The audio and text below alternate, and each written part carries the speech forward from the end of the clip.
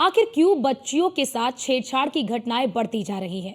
क्यों शिक्षा के मंदिर में भी बच्चियां सेफ नहीं हैं? आखिर क्यों शिक्षक भी नहीं रह गए हैं भरोसे के काबिल? ये कुछ ऐसे सवाल हैं जो हर माँ बाप को सता रहे हैं। जिनके बच्चे स्कूल जाते हैं, पहले तो सिर्फ रास्तों में डर लगता था कि कहीं कुछ हो ना जाए, लेकिन अब तो स्कूल में भी बच्चियां महफूज नहीं हैं। एक रिपोर्ट आपको दिखाते हैं। गुरुजी का गंदा काम, शिक्षा के मंदिर में शैतान, स्कूल में क्यों सेफ नहीं बेटियां? मेरठ में शिक्षा के मंदिर से गुरु के दर्जे को कलंकित करने वाली तस्वीर सामने आई। जिस गुरु के हाथ में बच्ची का भविष्य था, वही गुरु ना रहा, बच्ची के लिए शैतान बन गया। प्रधान अध्यापक जमाल कामिल ने नाखून काटने के बहाने चौथी क्लास की छात्रा को स्टाफ रूम में बुलाया और गंदी बात की। फिर उसके साथ बैड टच किया गया। आरोपी प्रधान अध्यापक की करतूत बच्ची ने रोते हुए परिजनों को बताई। आप किस क्लास में पढ़ती हैं? मैं 4th क्लास में पढ़ती हूँ। अच्छा, कब से स्कूल जा रही हैं? मैं 3 साल से जा रही हूँ। कल जो हुआ आपने अपने घर आके बताया, क्या घटना थी, कैसे हुई, क्या बात थी? उन्होंने कल परेशान करा था। उन्होंने कहा था बस पाँव के नाखून कटवा लो। क्या बताया था घर आके, किसको बताया था? मैंने अपनी मम्मी को बताया था। बच्ची की कहानी सुनकर परिवार वालों का गुस्सा फूट पड़ा। गुस्साए परिजनों ने कानून हाथ में ले लिया और प्रधान अध्यापक के साथ मारपीट तक की गई। हंगामे की सूचना पर पुलिस पहुंची और आरोपी हेडमास्टर को गिरफ्तार कर लिया गया। शिक्षा के मंदिर में शैतान की एंट्री के जिक्र की अगर बात की जाए तो परिवार के लोगों को पहुंच करके मासूम बच्ची ने अपनी आप बीती सुनाई थी। परिवार के लोग हमारे साथ हैं। जिस तरह से यहां पर शिक्षा के मंदिर में बच्ची के साथ दरिंदगी की गई है, दूसरी तरफ अगर बात की जाए तो लगातार सवाल प्रशासन पर खड़े हो रहे हैं। बात करेंगे, क्या नाम है आपका? सतवीरी। बच्ची के साथ दरिंदगी की गई, किस तरह से आपको बच्ची ने पहुंच करके बताई? और उस समय की अगर बात की जाए तो आपके हाथ में भी चोट लगी है। हाँ, कैसे चोट लगी? ये मास्टर ने मारा था, स्केल मारा है। बच्ची ने क्या बताया था, क्या घटना हुई बच्ची के साथ, उसके बारे में बताइए। बच्ची सुबह स्कूल भेजी थी तो मास्टर कहता है नो लाओ तुम्हारे नाखून काटूं। बच्ची ने मना भी करी, नो नहीं मैं घर काट लूंगी जाकर, तो वो नहीं माना, ऑफिस में ले गया अकेले में। नो लाओ पैर पकड़ लिया बच्ची का, बच्ची ने फिर भी मना करी, नो नहीं मैं नहीं कटवा रही, नो नहीं काटू, तो उसके पैरों पे हाथ फेर रहा था। बच्ची वहाँ से उठ के आ गई तो बच्ची ने मुझे घर बताया कि मैं गई, मगर तूने ऐसा क्यों करा? तो मुझे गंदी गंदी गालियाँ दी उसने और मेरा स्केल मारा, लोहे वाला स्केल ले रहा था हाथ में। कहीं ना कहीं अब दिल में वो डर सताने लगा है कि बच्ची को किस तरह से स्कूल भेजें। कहीं ना कहीं सवाल भी मन में हजार चल रहे हैं कि बच्ची कैसे सुरक्षित रह पाएंगी स्कूल में। बच्ची सुरक्षित लग रहा है क्योंकि बच्चों को भेजते हैं पढ़ाने, अब मास्टर भी ऐसा करने लगे तो क्या होएगा फिर? ऐसी दरिंदों से कैसे बचा पाएंगी बच्ची को?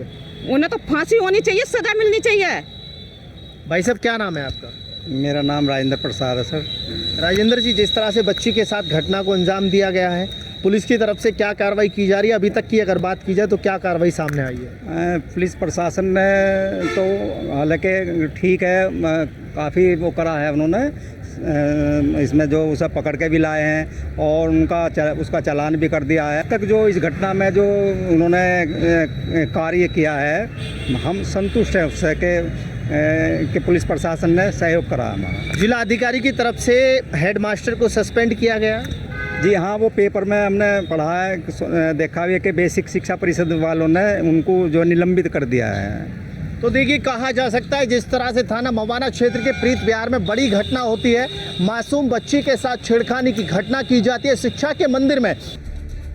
हेडमास्टर जमाल कामिल ने नाखून बड़े होने पर पहले छात्रा को फटकार लगाई और फिर खुद ही नेल कटर लेकर बच्चों के नाखून काटने लगा, जिस पर छात्रा का आरोप है कि उसके साथ बैड टच किया गया। बच्ची हेडमास्टर की करतूत से परेशान हो गई, जिसके बाद अपना हाथ छुड़ाकर रोते हुए अपने घर गई। ये कोई पहला मामला नहीं है, इससे पहले भी कई मामले सामने आए। ग्राउंड जीरो पर इस वक्त न्यूज़ 1 इंडिया की टीम पहुंची है। कहा जा सकता है जिस तरह से बच्ची के साथ छेड़खानी की घटना को अंजाम दिया जाता है, दूसरी तरफ अगर बात की जाए तो मासूम बच्ची के साथ छेड़खानी की घटना की जाती है। कुछ और लोग हैं, मोहल्ला पड़ोस के लोग हैं, उनसे बात कर लेते हैं जिस तरह से ये कृत्य हुआ है। भाई साहब, क्या नाम है आपका? मैडम मेरा दिन भाई।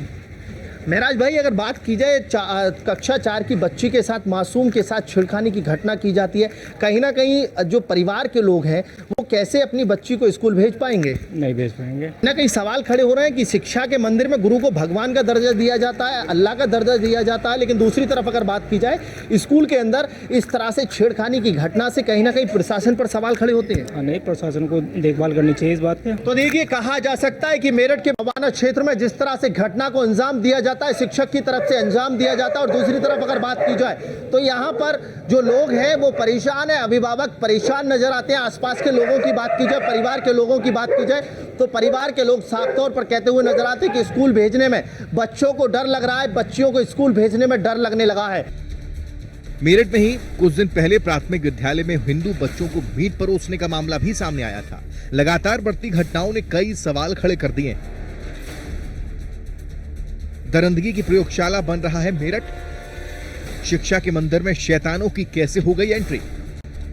घटना के खुलासे के बाद हेडमास्टर हुआ था सस्पेंड। क्या सुनियोजित तरीके से चल रही है कोई साजिश? पश्चिमी यूपी से ही ऐसे मामलों की भरमार क्यों? शिक्षा के मंदिर में कैसे शैतान की एंट्री होती है और एंट्री के बाद मेरठ के प्राथमिक विद्यालय में हड़कंप का माहौल देखने को मिलता है।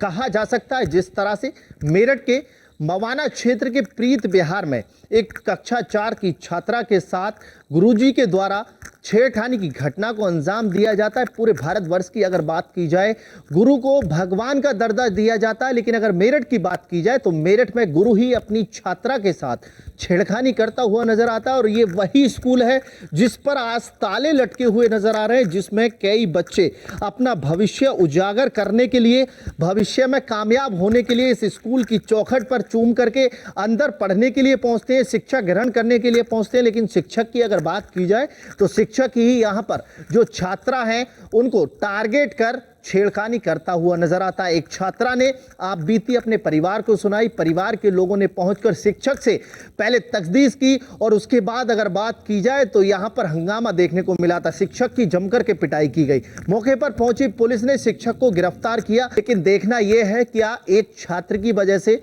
एक हेडमास्टर की वजह से पूरे स्कूल पर ताले लटके हुए नजर आ रहे हैं। कई ऐसे बच्चे हैं जो आज स्कूल आने के लिए तैयार थे, लेकिन स्कूल पर लटके तालों की वजह से जो बच्चे हैं वो अपने घर में कैद हैं। कहीं ना कहीं अभिभावकों की अगर बात की जाए तो यहाँ पर अभिभावक परेशान हैं, कैसे अपने बच्चे को, अपनी छात्रा को, अपनी बेटी को स्कूल भेजें, किस भरोसे से भेजें, क्योंकि स्कूल में बैठा जल्लाद जो गुरु है वो कहीं ना कहीं बच्ची पर निगाह छेड़खानी की रखता है, बच्ची के साथ छेड़खानी करता है। मैं स्कूल की क्लासों को दिखाऊंगा जिस तरह से यहाँ पर व्यवस्थाएं हैं। दूसरी तरफ अगर बात की जाए सरकार की मंशा की, अगर बात की जाए सरकार की साफ मंशा है कि किसी भी तरह से गरीब बच्चे को दिक्कत ना हो। दूसरी तरफ अगर बात की जाए तो इस क्लासों के अंदर व्यवस्था चाक चौबंद की गई है। लेकिन कहा जा सकता है कि यहां पर हेडमास्टर की तरफ से जिस तरह से कृत्य किया गया है, सवाल खड़े हो रहे हैं। मजहबी कट्टरता और दरिंदगी की प्रयोगशाला बन रहा है मेरठ। दूसरा सवाल, स्कूल में बच्चे सुरक्षित नहीं है, हेडमास्टर पर लग रहे बेड टच के आरोप। तीसरा सवाल है, मेरठ में ही एक हेडमास्टर हिंदू बच्चों को मीट खिलाता है, सावन के सोमवार में मीट खिलाया जाता है। अगर चौथे सवाल की बात की जाए तो कहा जा सकता है कि घटना के खुलासे के बाद हेडमास्टर को सस्पेंड किया जाता है, चाहे वो मवाना का मामला हो या फिर शहर कोतवाली का मामला हो। कहीं ना कहीं कहा जा सकता है कि जिस तरह से यहाँ पर जो हेडमास्टर है गुरु के रूप में बैठा है, लेकिन छात्रा के साथ छेड़खानी करता हुआ नजर आता है, उसके बाद कार्रवाई का दौर शुरू होता है। मेरठ से अतुल शर्मा की रिपोर्ट, न्यूज़ 1 इंडिया।